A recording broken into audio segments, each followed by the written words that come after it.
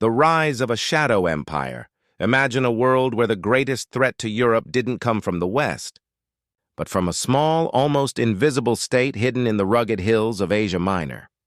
In 1299, few could have predicted that Osman Uchbey, the son of a local chieftain, would ignite a spark that would one day set two continents ablaze. The empire he founded began as little more than a cluster of villages and border forts, surrounded by powerful rivals and ancient empires. Yet within a few generations, the Ottomans would become a name whispered in fear across Europe's grandest courts. How did this transformation happen? Was it sheer luck, ruthless ambition, or something more mysterious? The story of the Ottoman Empire's rise is filled with dramatic twists, secret alliances, betrayals, and battles that changed the fate of nations. But behind every legend lies a shadow of doubt. Even the origins of Osman himself are shrouded in myth, with historians still debating whether he was a descendant of noble warriors or simply a cunning opportunist who seized his moment. What's certain is that the world would never be the same after Osman's first bold moves. And as the empire's power grew, so did the rumors, the rivalries, and the secrets that would shape the destiny of Europe and Asia for centuries to come. But the real story was just beginning. The myth and mystery of Osman. The true story of Osman I, the man who would become the legendary founder of the Ottoman Empire, is a puzzle that has fascinated historians for centuries. Unlike the rulers of great kingdoms who left behind grand monuments and detailed chronicles, Osman's early life is cloaked in uncertainty.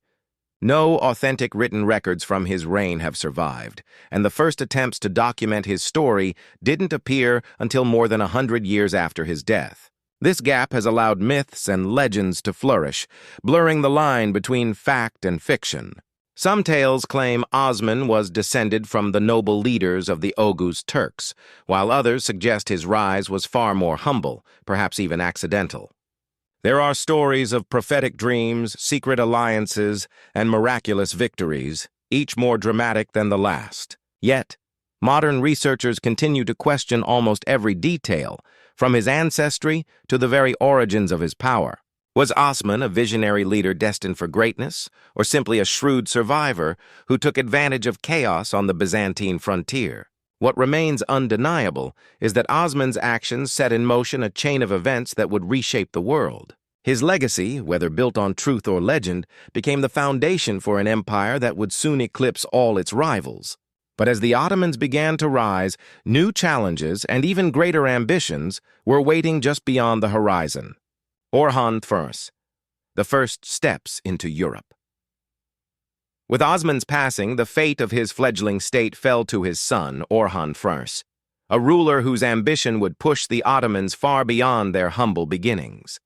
Orhan's early years were marked by relentless expansion across the fractured lands of northwestern Anatolia, where he outmaneuvered rival warlords and seized city after city. But it was a single daring move in 1354 that would forever alter the destiny of the empire. That year, a devastating earthquake struck the fortress of Gallipoli, weakening its defenses just as Orhan's forces were poised to strike. Seizing the opportunity, the Ottomans stormed the peninsula, capturing the gateway between Asia and Europe. This was no ordinary conquest. It was a seismic shift in the balance of power. For the first time, Ottoman banners flew on European soil, sending shockwaves through the courts of Byzantium and beyond. The capture of Gallipoli didn't just open new lands for conquest. It gave the Ottomans access to the vital Aegean and Marmara seas, setting the stage for a relentless push into the Balkans. European rulers watched in disbelief as this once overlooked state began to threaten the very heart of Christendom. Orhan's boldness proved that the Ottomans were not content to remain a regional power. Their ambitions were growing, and with every victory, their legend and their list of enemies grew longer. But as the Ottomans pressed forward, even greater challenges and rivalries awaited them across the straits. Murad I and the birth of a superpower as the Ottomans tightened their grip on new territories. A new leader emerged who would transform their ambitions into reality. Murad I, the son of Orhan, was not just a conqueror. He was a visionary who saw the potential for an empire that could rival any in history. Under his rule, the Ottomans didn't just expand. They redefined what it meant to be a superpower in the medieval world. Murad's forces swept through the Balkans, capturing the ancient city of Adrianople and boldly declaring it the new capital. This move sent a clear message. The Ottomans were here to stay, and Europe was now firmly in their sights. But Murad's ambitions didn't stop at borders. He established the first European province, Rumelia, laying the groundwork for centuries of Ottoman dominance in the region. The battles that followed were nothing short of legendary. In 1371, at the Maritsa River, Murad's commanders faced a massive Serbian army. Outnumbered and outmatched, the Ottomans pulled off a stunning victory, crushing their foes and seizing vast swathes of land. The shockwaves from this defeat shattered Serbian power and left the Balkans vulnerable to further Ottoman advances. Yet, the most dramatic moment of Murad's reign came at the infamous Battle of Kosovo in 1389. Here, legends and reality blur. Both Murad and the Serbian leader Lazar fell in the chaos, but the true story of Murad's death remains a mystery. Some say he was assassinated by a lone Serbian knight, Milos Obilic, in a daring act of vengeance. Others believe the tale is little more than myth, crafted to explain the only time an Ottoman sultan ever died on the battlefield. What's certain is that Murad's death marked a turning point. The Ottomans had proven they could not only conquer but survive even the gravest losses. And as the dust settled, a new era of ambition and rivalry was about to begin. Bayezid the Thunderbolt. Ambition and catastrophe. With the sudden death of Murad I, the Ottoman throne passed to his son, Bayezid, known to history as the Thunderbolt. Bayezid's rise was as swift and electrifying as his nickname suggests. He wasted no time in launching a series of bold campaigns, pushing the empire's borders deeper into both Europe and Asia. His armies swept through the Balkans, capturing city after city, and in 1393 he seized Tarnovo, the heart of the Second Bulgarian Empire. But Bayezid's ambitions reached even further. He set his sights on the greatest prize of all, Constantinople. For years he laid siege to the ancient city, determined to break the last stronghold of Byzantine power. The world watched in awe and fear as the Ottomans tightened their grip, and it seemed only a matter of time before the city would fall. Yet, just as Bayezid appeared unstoppable, disaster struck from an unexpected direction. In 1402, the legendary conqueror Timur, known in the West as Tamerlane, descended upon Anatolia with a ferocity that stunned the world. The two titans clashed at the Battle of Ankara, and in a shocking reversal, Bayezid's forces were crushed. The Sultan himself was captured, and rumors swirled about his fate in captivity, with some accounts claiming he died in humiliation and despair. The defeat shattered the illusion of Ottoman invincibility and plunged the empire into chaos. What followed was a brutal civil war as Bayezid's sons turned on each other in a desperate struggle for the throne. Brothers became bitter enemies, alliances shifted overnight, and the very survival of the empire hung in the balance. The Thunderbolt's legacy was one of both dazzling triumph and near-total ruin, a reminder that even the mightiest rulers could fall in the blink of an eye. But from the ashes of catastrophe, a new leader would soon emerge, determined to reunite the fractured empire and restore its former glory. Mehmed I, rebuilding from the ashes, in the aftermath of Bayezid's catastrophic defeat. The Ottoman Empire teetered on the edge of destruction. The once mighty state was now fractured, its lands carved up by rival princes, each desperate to seize the throne. For nearly a decade, chaos reigned as brothers waged war against brothers, and the empire's enemies circled like vultures. Out of this darkness, one figure began to rise above the rest. Mehmed I, a prince who had survived betrayal, exile, and the constant threat of assassination.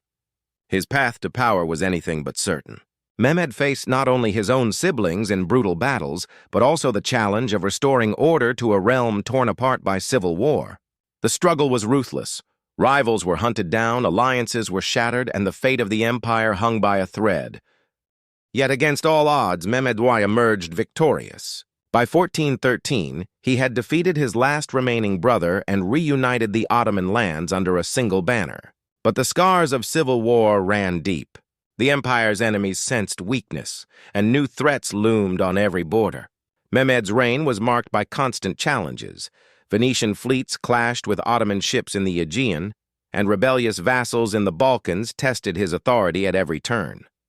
Even so, Mehmed proved to be a shrewd and resilient leader. He forced Wallachia to accept Ottoman suzerainty, reasserted control over lost territories, and began the slow process of rebuilding the empire's shattered institutions. The Ottomans were battered but not broken. Under Mehmed's steady hand, the empire found its footing once more, setting the stage for a new era of expansion.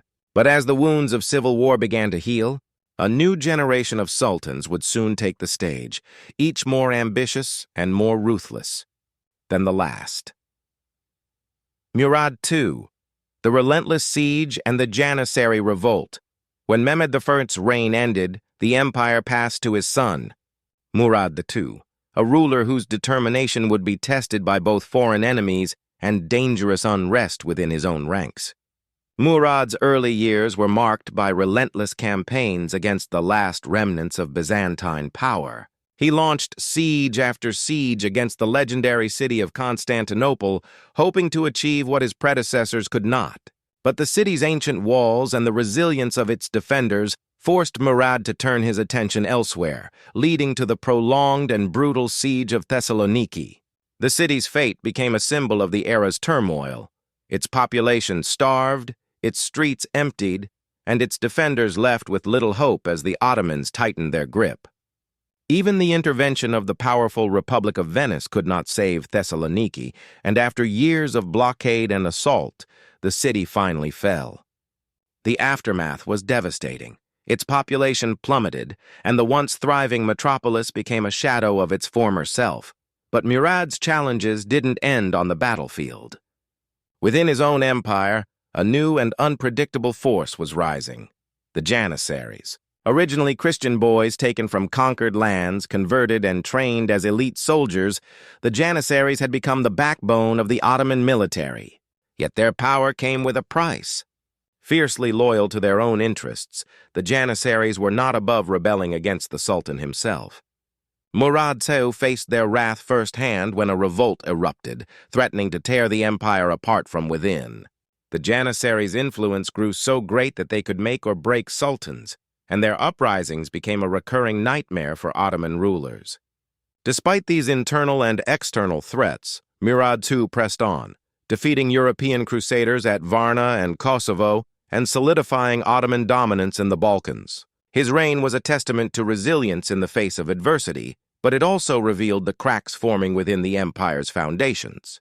As Murad's life drew to a close, the stage was set for a new sultan, one who would finally achieve the impossible and change the course of history forever. Mehmed II, the Conquest of Constantinople. When the young Mehmed II ascended the throne, few in Europe took him seriously. At just 21, he was seen as inexperienced, perhaps even vulnerable. But beneath his youth lay a mind sharpened by ambition and a vision that would shake the world. Mehmed's eyes were fixed on a single legendary prize: Constantinople, the city that had defied Ottoman sieges for generations. Determined to succeed where others had failed, Mehmed poured his resources into building a massive army and an even more formidable fleet. He commissioned the construction of colossal cannons, including the fearsome basilica, capable of hurling stones that could shatter the city's ancient walls. As the Ottoman forces surrounded Constantinople by land and sea, the defenders braced for a siege unlike any before. But Mehmed was not content with brute force alone. In a move that stunned both friend and foe, he ordered his ships to be dragged overland on greased logs, bypassing the massive chain that blocked the entrance to the Golden Horn. This audacious maneuver allowed the Ottoman fleet to strike at the city from an unexpected direction, cutting off vital supply routes and tightening the noose around the defenders. For weeks, the city endured relentless bombardment and wave after wave of assaults. The defenders, vastly outnumbered, fought with desperate courage, but the odds were overwhelming. When Mehmed's final assault came, it was swift and brutal. Ottoman troops poured through breaches in the walls, and the city that had stood for over 1,000 years finally fell. The aftermath was both tragic and transformative. While the city was looted, Mehmed forbade its destruction, recognizing its immense strategic and symbolic value. He declared himself Caesar of Rome, signaling not just the end of Byzantium, but the birth of a new era. The fall of Constantinople sent shockwaves across Europe, shattering the illusion of Christian invincibility and marking the dawn of Ottoman supremacy. Mehmed II, now known as the Conqueror, had achieved the impossible, forever altering the course of history and setting the stage for an empire that would dominate 3 continents. Yet, as the dust settled over the fallen city, the world could only wonder what new ambitions would drive the Ottomans next. Aftermath. Shockwaves. Across Europe, the fall of Constantinople in 1453 was more than just the end of an empire. It was a seismic event that sent shockwaves through every corner of Europe.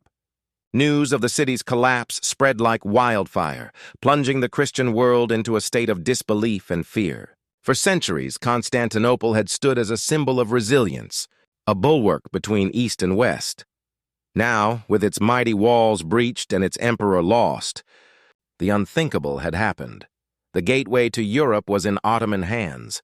Panic gripped the courts of kings and popes alike. Some whispered that the apocalypse was near, while others scrambled to fortify their own cities, fearing they might be next on the Sultans' list. The psychological impact was profound. If the legendary city could fall, what hope did the rest of Europe have? But the Ottomans were not content to rest on their victory. Under Mehmed II, the empire surged forward, launching new campaigns across the Balkans, into Hungary, and even threatening the heartlands of Italy. The conquest of Constantinople transformed the Ottomans from a regional power into a true superpower, controlling vital trade routes between Asia and Europe and reshaping the balance of power for generations. The city itself, renamed Istanbul, became the glittering new capital of an empire that now stretched across 3 continents. Its mosques, markets, and palaces rose from the ruins, blending the legacy of Byzantium with the ambitions of the Sultans. Meanwhile, the rest of Europe was forced to adapt. Some states sought alliances with the Ottomans, hoping to avoid their wrath, while others plotted crusades that never materialized. The fall of Byzantium also triggered a wave of refugees, scholars, and artists fleeing westward, carrying with them ancient manuscripts and knowledge that would help spark the European Renaissance. In this way, the Ottoman victory not only redrew borders, but also changed the very fabric of European society. The world had entered a new era, one where the Ottomans stood at the center of global affairs, and the echoes of Constantinople's fall would be felt for centuries to come. Yet, as the empire's power grew, so did the challenges and rivalries that would define its future. Conclusion. The empire that changed history, the story of the Ottoman Empire's rise, is more than a tale of battles and conquests. It's a saga of ambition, resilience, and transformation that reshaped the world.